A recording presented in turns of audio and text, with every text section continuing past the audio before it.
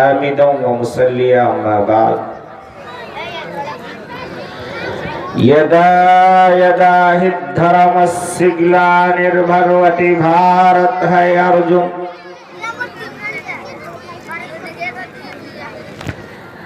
मेरे बिरादराने वतन को आदाब, नमस्कार, प्रणाम। स्टेज पर उपस्थित मेरे बहुत ही अजीमुल मर्तबत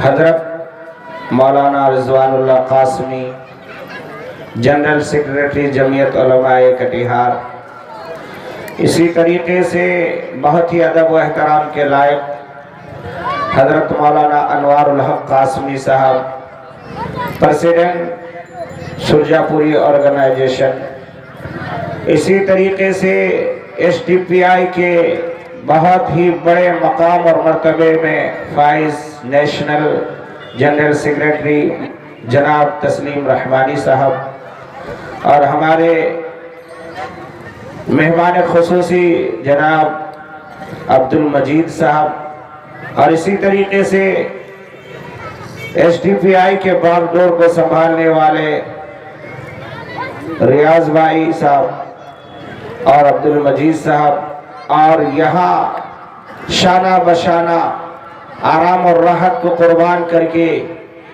ऐश व निशात की ज़िंदगी को कुर्बान करके इस झाड़ जंगलों में जहाँ रास्ते के प्रॉब्लम, जहाँ गाड़ियों का प्रॉब्लम, जहाँ खाने पीने का मसाइल, उन तमाम मसाइल को झेलते हुए भटकल शहर जो नमूना है, समंदर से लहरें आती है और वो लहरें टकरा करके हिंदुस्तान से अरब चले जाती है, उस सरजमीन से ताल्लुक़ रखने वाले खूबसूरत नौजवान जनाब तौफीक साहब और मेरे उस्ताद मोहतरम हाफिज मौलाना खुर्शीद नदवी साहब, मैं आप सबका फर्दन फर्दन मुतशक्किर हूँ, शुक्रगुजार हूँ।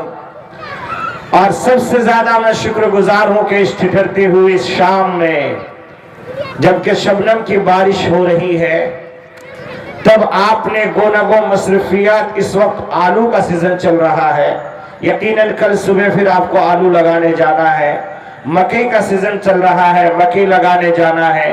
उन तमाम मसरूफियात को बालाए ताक रखकर छोगरा और अतराफ वकनाफ यानी बारियोल, नलसर, चापाखोर, बाजितपुर, डमडोलिया और जितने दूसरे चांदपाड़ा, आबादपुर के अतराफ वकनाफ के तमाम मेरे भाइयों और दोस्तों और बुजुर्गों और साथियों, कुछ चेहरे चमकते हुए नजर आ रहे हैं जो दूर दराज से भी आए, ग्वालटोली से भी आए हुए कारी साहब। इसी तरीके से मेरे एक बहुत ही करम फरमा हजरत मौलाना अब्दुल सलाम साहब, कारी नूरुद्दीन साहब, तमाम लोग तशरीफ लाए हैं।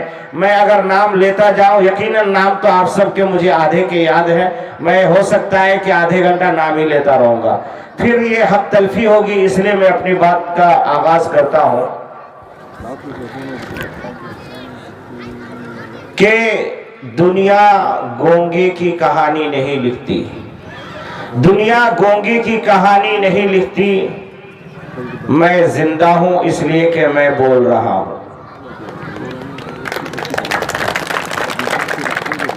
SDPI का झंडे में जो एक स्लोगन लिखा हुआ है, जो इबारत उसमें कुंदा है, लिखी हुई है, वो है भूख से आजादी, खौफ से आजादी। अगर आप इस दो जुमले को समझ जाएंगे तो आप SDPI को भी समझ जाएंगे और इंशाअल्लाह मुनव्वर हुसैन की जिंदगी को भी आप समझ जाएंगे। आज जो हमारे नेशनल और इंटरनेशनल इश्यूज हैं, आपने बारहा मुझे हर गांव में सुना है और अक्सर मैं नेशनल इशू पर ही बोलता हूं, मगर आज क्योंकि मेरे मंच पे, मेरे स्टेज में नेशनल बड़े बड़े मुकर्रिर बैठे हुए हैं जिन्होंने आपको नेशनल इश्यूज पर तफसीली बात की, तो आज मैं आपको नेशनल इश्यूज पर नहीं बल्कि मैं हमारे क्षेत्र के जो प्रॉब्लम्स हैं, क्योंकि अब मैं इस जमीन से जुड़ा हूं और मेरा मेरा अब जो है ये इरादा है कि मुझे अपने इलाके के मसाइल पर मुझे गुफ्तगू करनी है और उसका हल पेश करना है इंशाअल्लाह।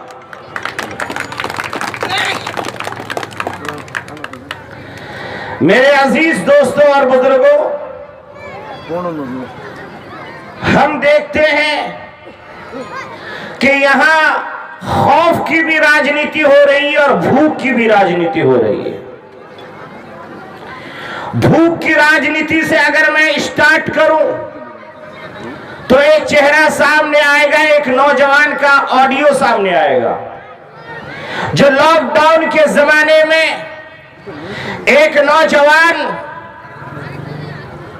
और हो सकता है कि इस मजमे में से बहुत सारे नौजवान, जब अचानक हमारा प्रधानमंत्री ये ऐलान करता है कि रात के 8 बजे, इस बेचारे का हर काम रात के 8 बजे से शुरू होता है। नोटबंदी है तो रात 12 बजे, और दूसरे काम है तो रात के 12 बजे। बाबरी मस्जिद का फैसला भी आया तो इसी तरीके से उन्होंने काली रात का फैसला बताया।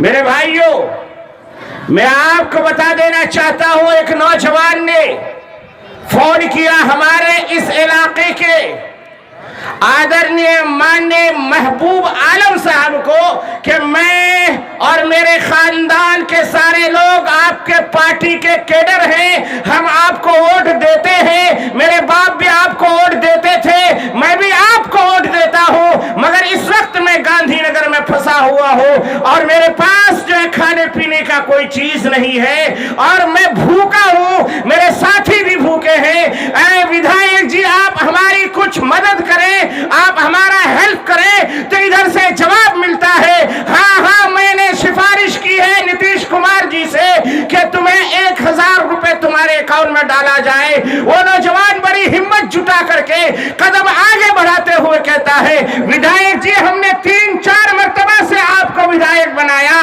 क्या आपके जेब में 500-1000 रुपए नहीं है कि आप मुझे फौरन खाने का इंतजाम करें? वो कहता है, क्या जवाब देना चाहिए?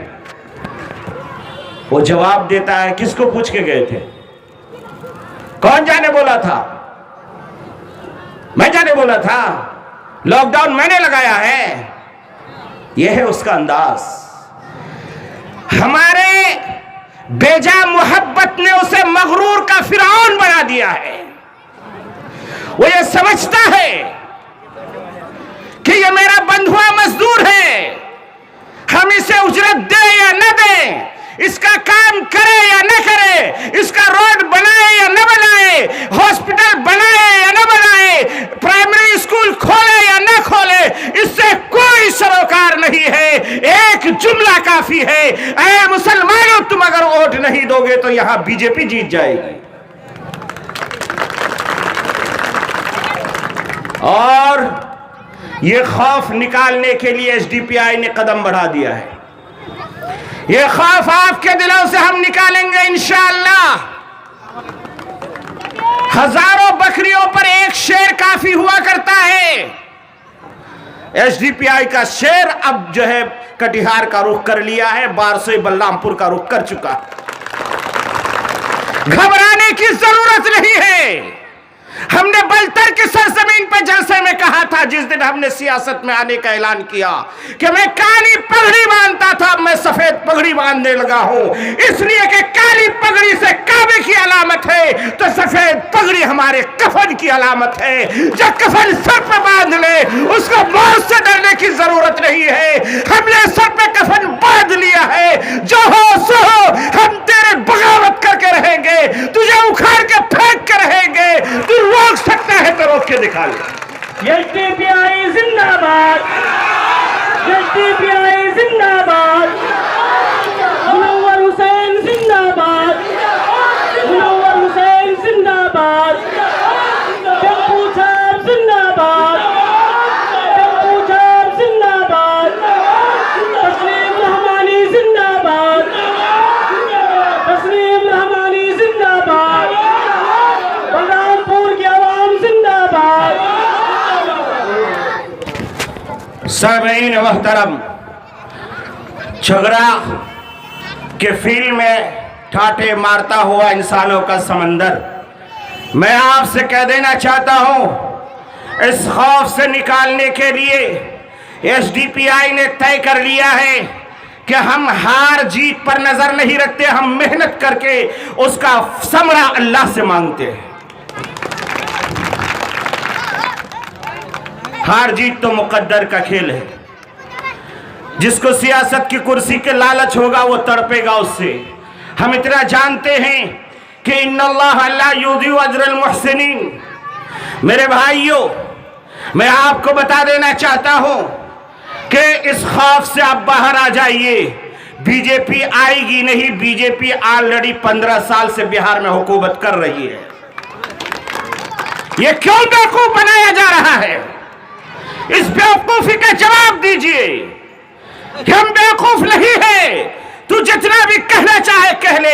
अरे इससे पहले 5 साल पहले 15 में यही गाना चल रहा था, महागठबंधन महागठबंधन महागठबंधन।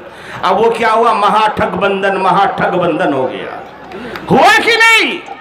हर आदमी को देखो, मुसलमान तो किबला रू खड़ा होके वजू करके नियत बांध के कहता है मैं महागठबंधन को वोट दूंगा। या अल्लाह, क्या मुसीबत आ गई। हजरत जिब्राइल ने आके बता दिया कि महागठबंधन मुसलमानों का दोस्त है। कौन बताया आपको?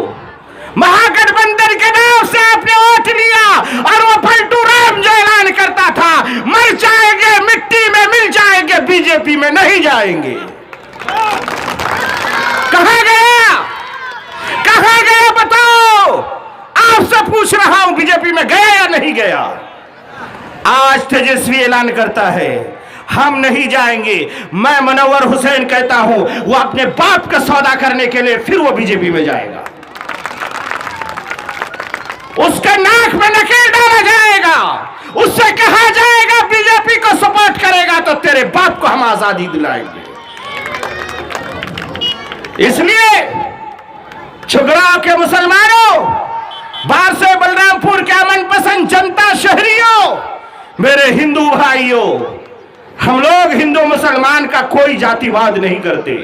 आपने देखा होगा हमारा चेहरा आईने में बिल्कुल साफ शफाफ है। हम जिस तरीके से अखलाक की आवाज उठाते हैं, जिस तरीके से तबरेज अंसारी की आवाज उठाते हैं, जिस तरीके से पंसारे की आवाज उठाते हैं, उसी तरीके से हाथरस में कान होने वाले मेरे दलित बहन के खिलाफ जो होता है तो हमारे एसडीपीआई नजर आता है।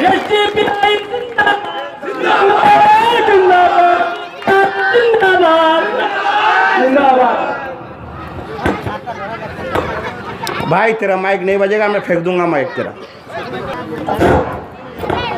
मेरे भाइयों, इसलिए ये इल्जाम हमारे ऊपर मत लगाओ। चोट किसी को भी लगे तड़पते हैं, हम अमीर का हम दिल रखते हैं। हमारे यहाँ हिंदू मुसलमान का कोई फर्क नहीं है। हम सिर्फ एक ही जानते हैं, ये सारा का सारा आदम की औलाद है। और हम ये जानते हैं जो हिंदुस्तान का हर शहरी हमारा भाई है। हिंदुस्तान की हर माँ बेटी हमारी माँ और बहन और बेटी है। तुम जिसके ऊपर भी उंगली उठाओगे, तुम्हारी उंगली को तोड़ने के लिए एसडीपीआई का नौजवान सामने आएगा। तुम जिसकी इज्जत के ऊपर उंगलियां उठाओगे, तुम्हारी आंखों में तीर डालने के लिए ये एसडीपीआई का नौजवान सामने आएगा। इसलिए मेरे भाइयों, मुझे एक शेर याद आ रहा है कि मैं मुस्लिम हूं, वो हिंदू हैं, हम दोनों हैं इंसान। मैं मुस्लिम हूं, वो हिंदू है, हम दोनों हैं इंसान। ला मैं पढ़ लूं तेरा गीता, तू पढ़ ले मेरा कुरान। ला मैं पढ़ लूं तेरा गीता, तू पढ़ ले मेरा कुरान। और हिंदू मुस्लिम के झगड़े छोड़ो। इंटेलिजेंस के लोग याद रखना, एसडीपीआई को बदनाम मत करो, अपने ज़मीर को जगाओ। तुम्हारे खिलाफ भी अगर कोई बात होती है तो ये एसडीपीआई ही सामने आता है। हम हुकूक की लड़ाई लड़ते हैं, हम इज्जत की लड़ाई लड़ते हैं। हमने बहुत सोच समझ करके बलरामपुर 65 का इंतखाब किया है कि यहाँ के इंसानों के हुकूक को 25 साल से दबाया जा रहा है। मैंने कहा मैं मुस्लिम हूं, वो हिंदू है, हम दोनों हैं इंसान। ला मैं पढ़ लूं तेरा गीता, तू पढ़ ले मेरा कुरान। हिंदू मुस्लिम के झगड़े छोड़ो, हिंदू मुस्लिम के झगड़े छोड़ो, यही है दिल में मेरे अरमान। एक ही थाली में खाना खाए सारा हिंदुस्तान। मेरे भाइयों, इसलिए मैं आपको कह देना चाहता हूं, भूख से आजादी और खौफ से आजादी। उस नौजवान को जवाब मिला, क्या तुमको हमने गांधीनगर जाने के लिए कहा था? आज तक तुम किसको पैसे कमा के देते थे? वहां से मंगाओ। मैं कहता हूं मान्यवर विधायक जी, आपको 20 साल से हम जो है आपको हम जो है विधानसभा भेज रहे हैं। आप अगर यहाँ फैक्ट्री खोल देते, आप यहाँ मिडिल स्कूल खोल देते, आप यहाँ प्राइमरी स्कूल खोल देते, आप यहाँ कुछ काम कर देते, मेरे नौजवान हिंदुस्तान के कोना कोना नहीं जाता, बल्कि अपने माँ की खिदमत करने के लिए अपने घर में रह करके काम करता। मगर तुमने कुछ नहीं किया, ठगा है लोगों को। भूख की आग की वजह से, भूख मिटाने की वजह से हम दर दर की ठोकरें खाते हैं। कहीं दिल्ली में मेरे बच्चे प्लेट धोता है, कहीं सहारनपुर में मेरे बच्चे प्लेट धोते हैं, कहीं बंबई की सरजमीन पे जो है 50-50 किलो का सीमेंट की बोरी उठा करके 10-10 मंजिला बिल्डिंग के ऊपर चढ़ता है, फिसल के जमीन पे गिरता है, मौत हो जाती है, डेथ हो जाता है। इसका जिम्मेदार तुम हो विधायक, तुम हो। अगर तुमने काम किया होता तो मेरे नौजवान नहीं जाते। इससे आजादी दिलाने के लिए हमारी एसडीपीआई पार्टी मैदान में काम कर रही है। हराओ या जिताओ वो तुम्हारी बात है। मैं भीख मांगने वाला नहीं हूं, मैं आपसे चंदा मांग के नहीं लूंगा। मेरे पार्टी आपसे कभी 1 रुपए नहीं मांगा। ये 20 साल से जीत रहा है, फिर भी देखिए रसीद लेके गली गली घूम रहा है। सच अगर बोल रहा हूं तो दाद दीजिए, झूठ बोल रहा हूं तो जूता खोल के मेरे सर पे मारिए। मेरे भाइयों, ये है भूख से आजादी।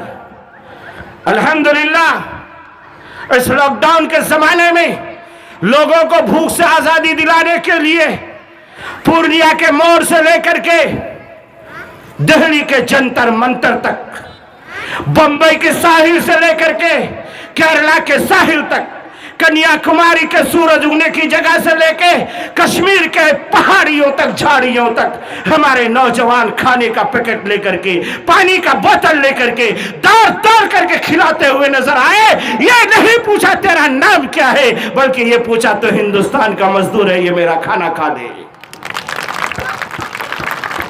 यह है भूख से आजादी। आइए खौफ से आजादी की बात दिलाऊं आपको। एक खौफ मुसल्लत किया गया हमारे ऊपर।